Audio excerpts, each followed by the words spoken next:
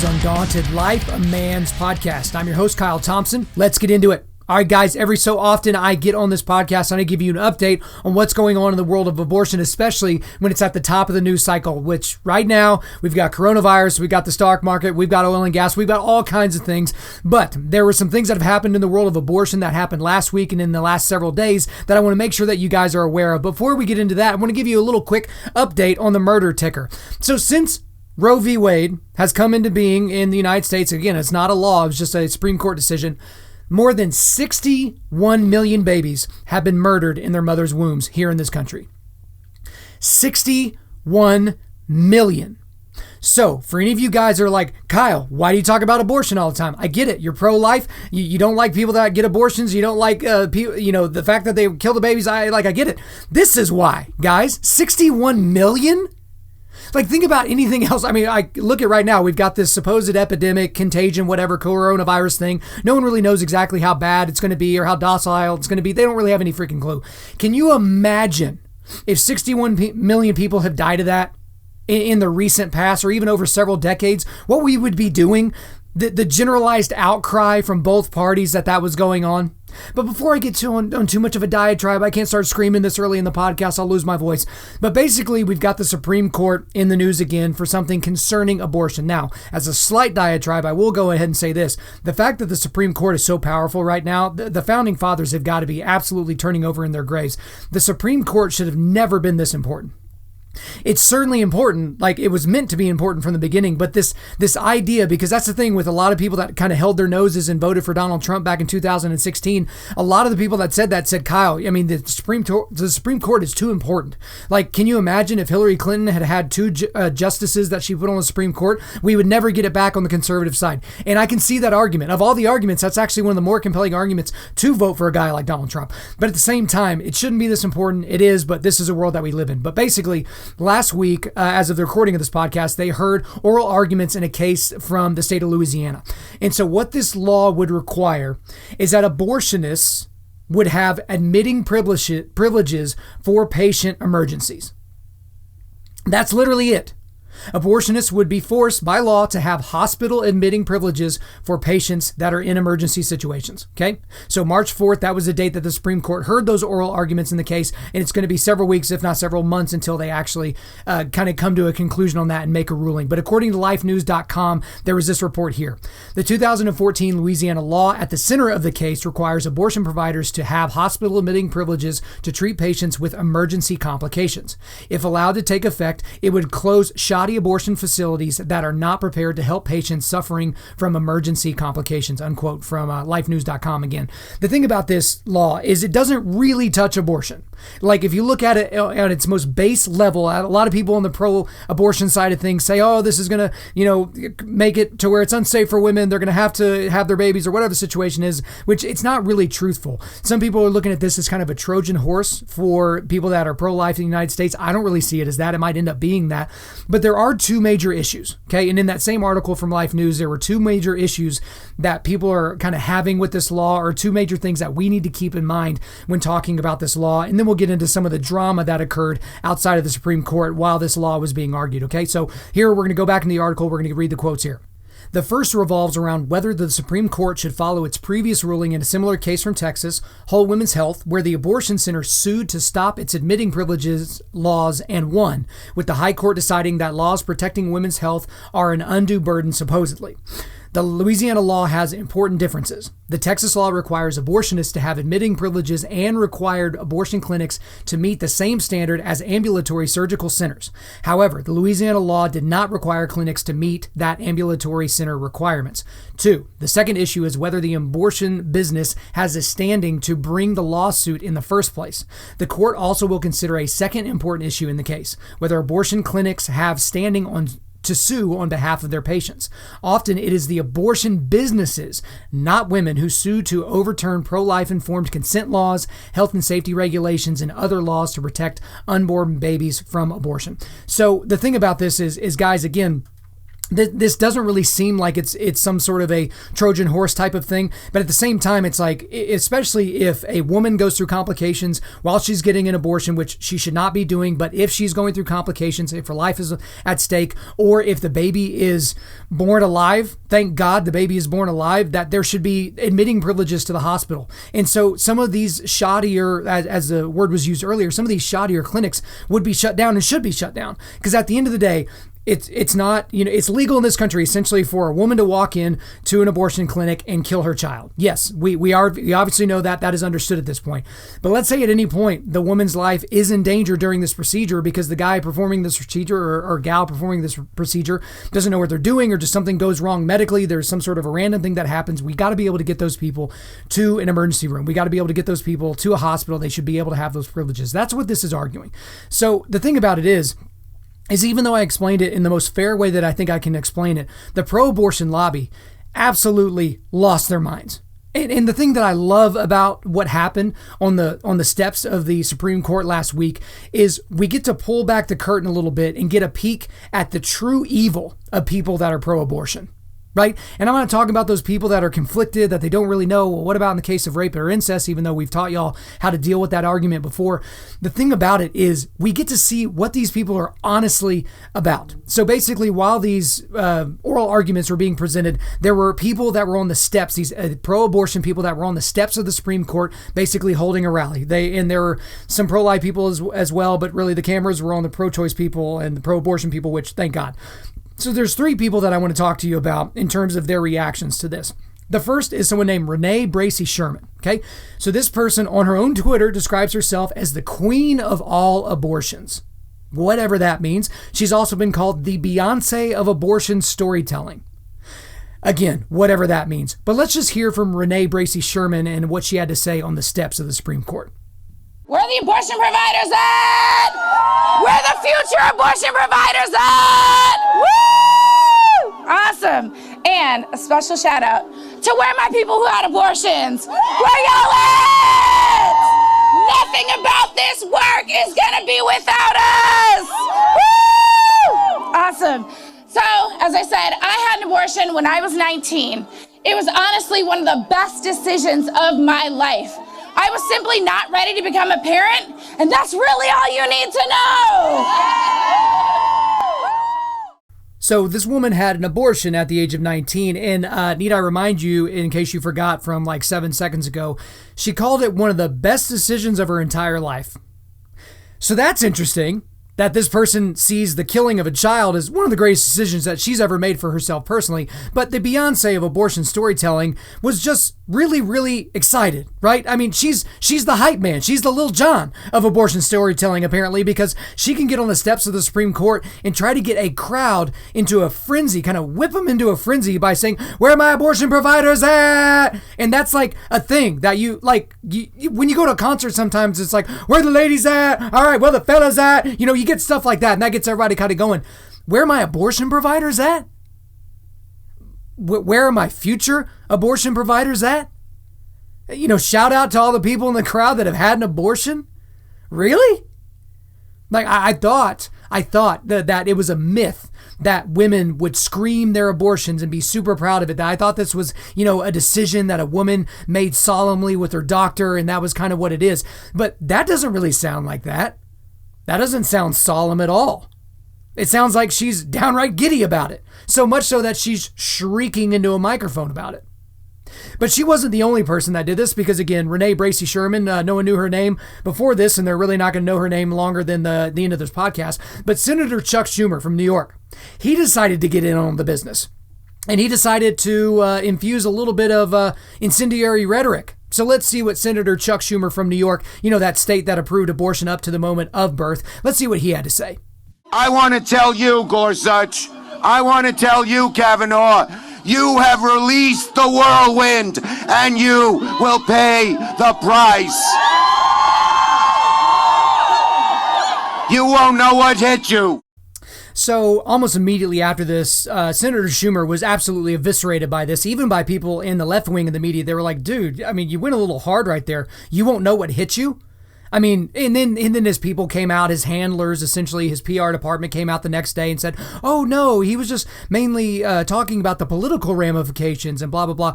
All of a sudden forgetting that these people are appointed. Like they have lifetime appointments. So political ramifications don't exactly affect those people that are on the Supreme Court, because he named Gorsuch and Kavanaugh by name as the only two judges that were put on the Supreme Court by Donald Trump, and levied against them what can only be considered to be a threat. Now, later, Senator Schumer came out and said, oh, hey, I'm from Brooklyn, and yo, bro, that's like what we say or whatever. And it's kind of one of those deals. It's like, okay, even if you believe that, is that the rhetoric you expect from a senator?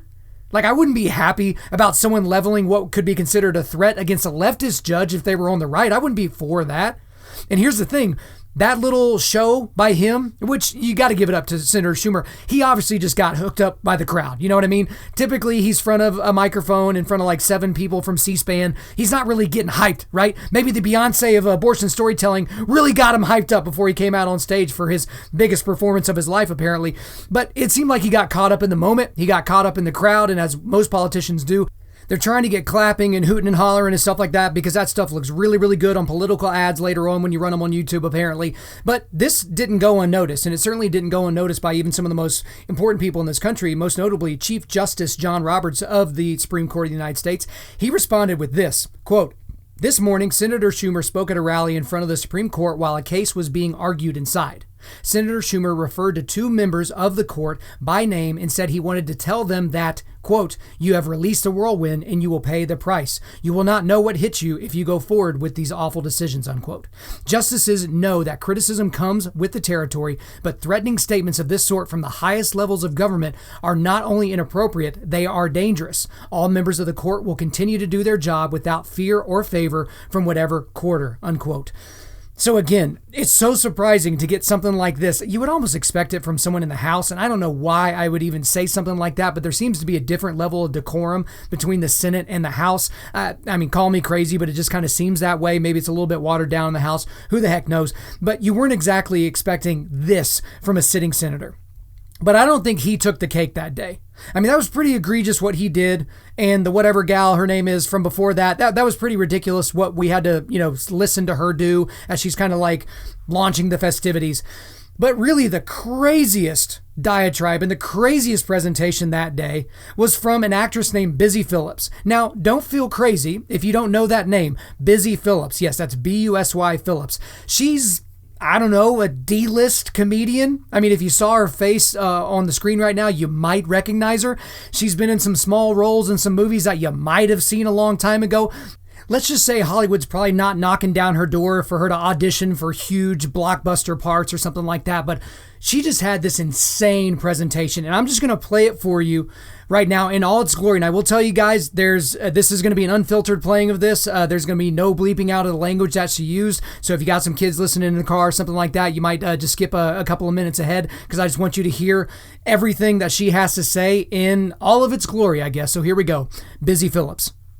Here I was, sitting in Los Angeles in my beautiful office of my own late-night talk show. Soon I would be driving my hybrid car to my beautiful fucking home to kiss my 2 beautiful and healthy children and my husband who had taken the year off to parent so I could focus on my career. And I have all of this, all of it, because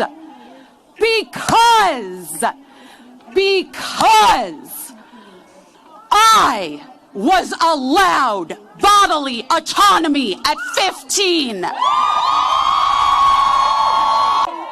I will not be shamed into being quiet. We will not be shamed into being quiet. Never again.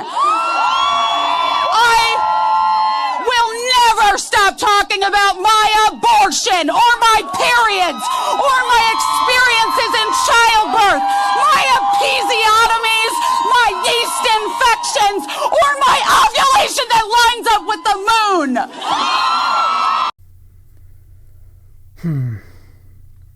So that's the thing that happened. That's the thing that happened in the real world. Like, Someone actually thought those things and then said them all. Because she's demonic. I mean, go back and listen to about halfway through her little spiel and just even the voice that she used. I mean, does she not sound like she's completely satanic at that point, that she's got some demon speaking for her? Wormwood's in there kind of like messing around, kind of feeling about. I mean, the thing about it is again, guys, the reason why I bring this to you is because people believe this. Like, she wasn't just saying those things. These certainly aren't the first times we've heard her say things like this before. Like, she's talked about this openly, right? She's unbelievably proud that she got an abortion when she was 15 years old. Unbelievably proud. I mean, again, she implies with her little speech that she did there that she would not have had the life she had. She wouldn't have had her talk show and her whatever car, she said, her hybrid car and her nice apartment and her beautiful office and the husband and the things and the blah, blah, blah, if she didn't murder a baby. And the thing that we see here from these three individuals, and certainly there were more that day that were out there, and just people that are all around the United States that may or may not be saying this with a loud microphone or a sound system next to them, we're seeing a full-throated support of killing babies while they're in the womb. There's no hiding the ball anymore. There's no 1990s Clinton era, it should be safe, legal, and rare. There's none of that anymore. You cannot be a major party candidate in the Democratic Party. You cannot consider yourself a leftist. You cannot be woke. You cannot be accepted in a lot of these liberal areas of the country unless you believe this stuff. You got to listen to what this person just said, Busy Phillips. You got to listen to what she said and go, yeah, I'm down with all that. I'm down with every last bit of that. If it's a choice between material goods and some potential improvements in your career, you should absolutely shed blood. Why wouldn't you? It's morally neutral, right? And then she kind of screams there at the end about yeast infections or something. I don't really know where she was going with that. But guys, this is the modern pro-choice movement, as they call it, or pro-abortion, pro-baby murder movement, as I call it. But the thing is this is happening every single day. People they're at coffee shops having conversations that are similar to this at a different volume. They're probably a lot more reserved than what we just made you listen to here. But at the same time, you got to know that this is out there. So if you live in one of these communities, like the community that I live in, where the only full-throated support that you see, verbalized in the community is the, not killing babies, you got to think that there are people in your community that do actually think this way. And you might end up in a conversation with some of these people at some point, and hopefully you've got a better argument than, I just, I'm not really comfortable with abortion because I think it's murder. I guess most of the time I think it's murder. This is why I talk about this so often, because there's not really, in my opinion, a more important topic that we could talk about, right? I mean, everyone's buying up all the toilet paper on the planet and all the Germ-X and all the everything else for a virus that might have a 2% kill rate. Right? 2%. That is significant for all the people that pass away, don't get me wrong. But again, just think about, in the state of New York, there are more black children that are murdered in the womb that are born. That's more than 50% of black babies in the state of New York are killed. It's crazy to me, the things that people will go nuts over about funding for this program or about this or that. And I know we talk about them some here on this podcast, but what could be more important than this? So that's kind of the big story from last week, because you had all these people basically going out there, and this will not end. Obviously, whenever we get the decision, there's either going to be people like, from the pro-abortion side screaming in the streets their excitement, or screeching their extremes in the streets about the things that they don't like about what came down about the decision. But that's not the only story. These are stories that have happened really in the last couple of weeks. I'm just going to run down a few of them for you. So Bernie Sanders, that guy whose presidential hopes are essentially done for, which I'm a little bit disappointed in, because I really wanted him to be on the ballot for Democrats so that it would destroy them all the way down ballot across the entire country. But, here we go. We got a half alive person in Joe Biden that's probably going to win the Democratic ticket. But Bernie Sanders, that is, he is just as radical on the issues of abortion as you would guess. This guy doesn't have a middle-of-the-road opinion on anything. The more communist, the more Marxist, the more insane the opinion can be, that's what he's going to do. But basically, he released his kind of, what did he call it, sexual justice or women's rights thing on his website here recently. But basically, Sanders would require states to obtain a clearance from the federal government before enacting any pro-life laws. Is that not the most authoritarian thing that you've ever heard in your entire life? I'll take this from his exact site. So this is from his site. So it's, quote, if abortion is legal, but your state has no or too few reproductive health clinics, then you do not have reproductive justice or freedom. I mean, think about that statement. I'll read it again in case some of you guys missed it. This is on his website. This is his official platform. If abortion is legal, but your state has no or too few reproductive health centers, abortion clinics, you do not have reproductive justice or freedom. What in the hell is reproductive justice or freedom? What in the world is that? Gosh, this is like some Orwellian nonsense. But the thing is Sanders also promised to work very closely with abortion activists to appoint judges who would uphold Roe v. Wade and abortion on demand and all those different things. And another thing you've heard Bernie Sanders talk a lot about is Medicare for all, that we're just going to have free medical care for the entire country. Like that's going to be a real thing. But his Medicare for all plan, if it were to get rammed through Congress, which, dubious proposition at best, it would basically force all American taxpayers to fund abortion on demand. So there'd be no Hyde Amendment, there'd be no Mexico City policy, there'd be none of those things. Basically, it would force all Americans to pay for abortions. All of them. So regardless of if you're the 50% or so of Americans that think that's murder, it doesn't matter under his plan.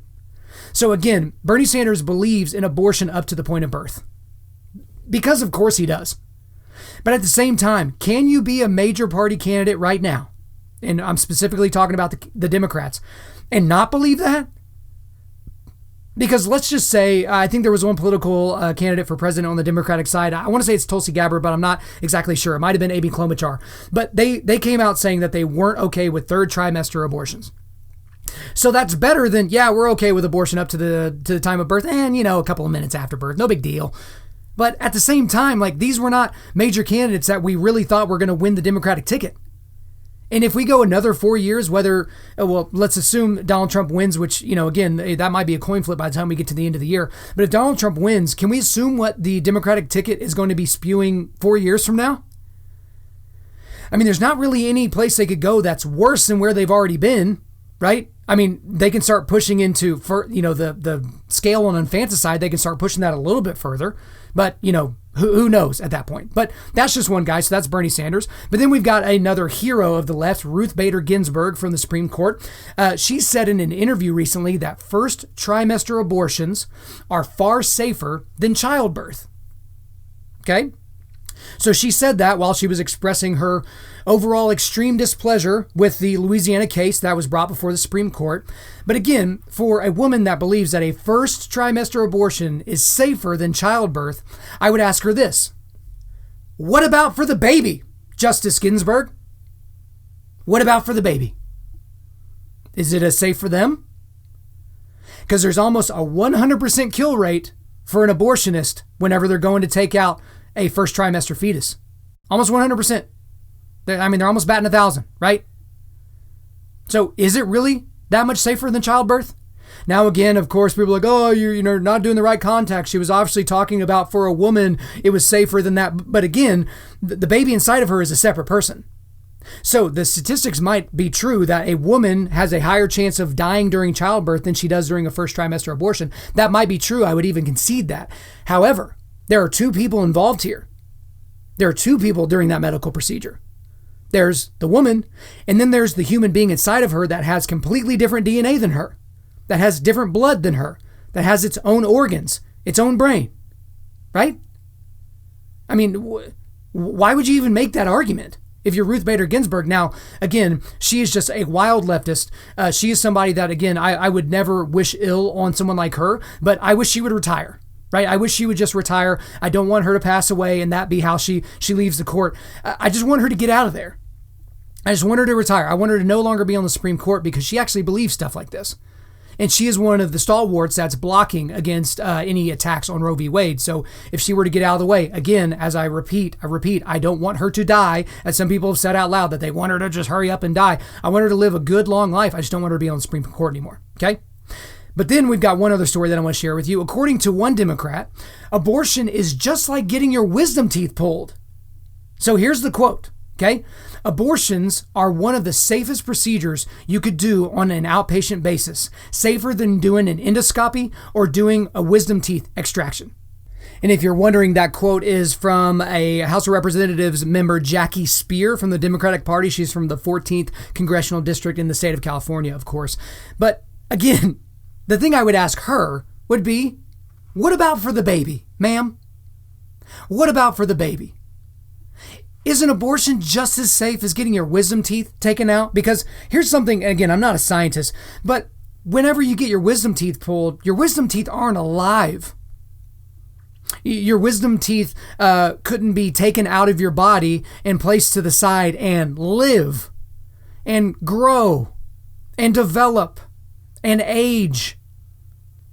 Your teeth are essentially an inanimate object, right? But according to some people in the Democratic Party, which if it seems like I'm picking on them, it's because I am, because they actually believe these things, it's just no big deal. And again, you might say to yourself, oh, Kyle, you're not being fair to her. That's not the right context. She's obviously saying that abortion is safer for women than getting your wisdom teeth pulled. Now, I don't know of a lot of women dying getting their wisdom teeth pulled, right? I don't know of a lot of people like that. So that's not necessarily something I would concede to the representative. But guys, the reason why I go over this, the reason why I went over the three people that talked outside the Supreme Court, and then Bernie Sanders, and this representative, and Ruth Bader Ginsburg, and all these individuals, is because you have to be ready to reckon with these bad and murderous ideologies. Because the pro-abortion lobby does not have any legs to stand on. They don't have the moral high ground, and only currently do they have the legal high ground. Because again, I'm in full belief that someday, hopefully in my lifetime, if not in my children's lifetime, right? We will be able to look back on this time period in American history and think to ourselves, how could we possibly have been so barbaric? How is that even possible? Because we can look back now, we can look back on the evils of the Western slave trade and the slave trade in the United States and the things that went on in the South. We can look at those things and be like, how? How in the world did we allow that to happen? How in the world did churches allow its members to own slaves? How is that possible? Thank God for William Wilberforce. Thank God for people like him. But who's going to be the William Wilberforce of this issue, of abortion? Because again, I gotta remind you guys, 61 million plus babies have died. 61 million. That is an insane number. And the thing about it is, guys, is I'm going to keep talking about this. So if you want to skip the abortion episodes, that's completely fine. Right? If this issue makes you uncomfortable, I had a listener call me up not that long ago because, he allowed his girlfriend to kill her baby and to kill his baby at some point. And he was really, really not happy with how I talked about the issue of abortion. And I just got to tell him, as I would tell you guys, don't care. Don't care, even a little bit. If this subject makes you uncomfortable, it's because it should. Because we should not be comfortable with children being murdered. That should not be some easy thing that just passes through our brains and out the other end. It shouldn't just dissipate into the ether. This is an idea that we should reckon with. And we should reckon with people that believe these things. Because they're maybe not going to get up in front of a crowd of people and try to get them hyped about the fact that they've had an abortion, but they might be internally proud about it. They might actually be thinking to themselves, man, I'm so glad I killed that child however many years ago, whatever their name would have been. Because look at my life now. And the thing is it's not for us to condemn these people, right? But Jesus did an amazing job of loving on people while pointing out their sin to them. Because if you think you're loving on people by ignoring the sinful things in their life that they've done, you've got it backwards. You do not hold the judgment seat of God. You know that. You guys are cognitively aware enough that you know that that's not the case. You cannot perform judgment on this situation, whether they had an abortion or not, or any of those things. It's not up to you. You're going to let God deal with that. But if you've got people in your church, if you've got people in your Sunday school, if you've got people in your world that depend on you and that love you and you've got a good relationship, and you just let something like this go, you're part of the problem. And even if you don't have one of those situations, you don't know anyone around you that has actually had an abortion, you've got to be able to engage on this issue. And no, I don't necessarily mean get in fights on Facebook. But when you get into these conversations with these individuals, you see very quickly that their ideologies are hollow. And you need to point that out to them. You need to invite them into the grace of the gospel. You need to invite them into a worldview that doesn't put a premium on killing babies.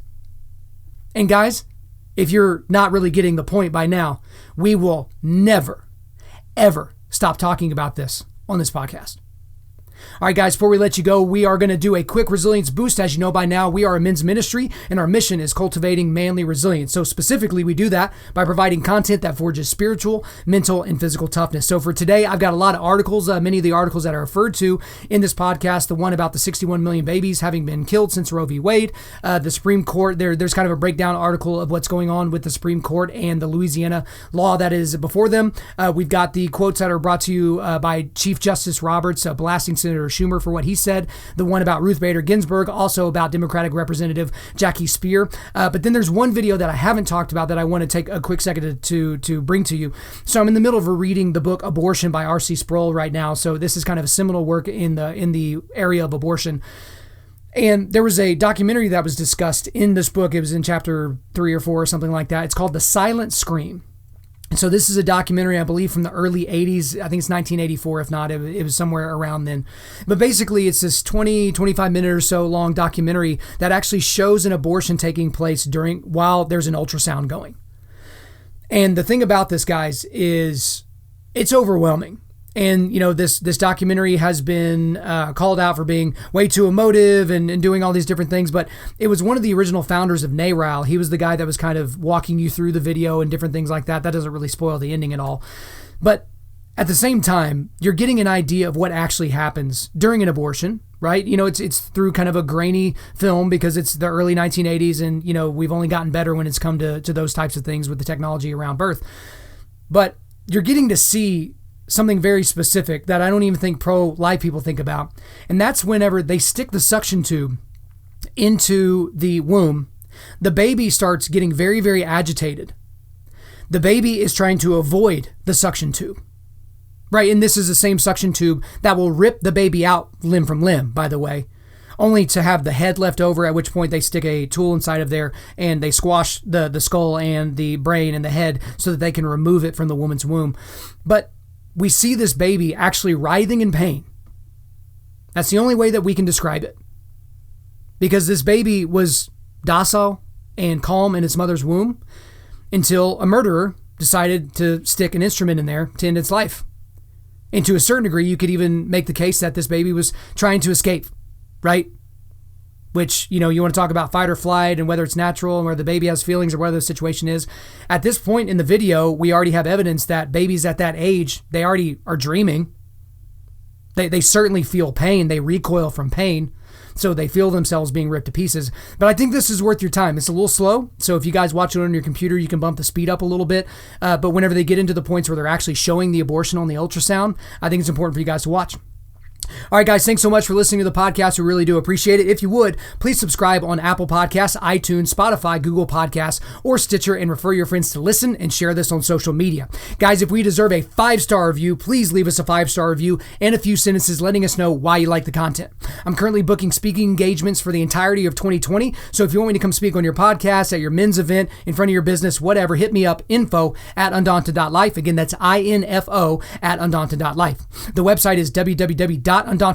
You can follow us on Instagram and Twitter @Undaunted.Life or Facebook.com/Undaunted.Life. Check out our free devotionals on the YouVersion Bible app. Just search Undaunted.Life under plans. And as always, we want to thank the band August Burns Red for allowing us to use their entire music library for our content.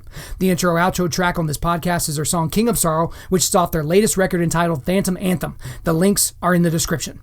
I'm your host, Kyle Thompson. Remember, keep cultivating manly resilience. Keep forging spiritual, mental, and physical toughness. Keep seeking the Lion of Judah.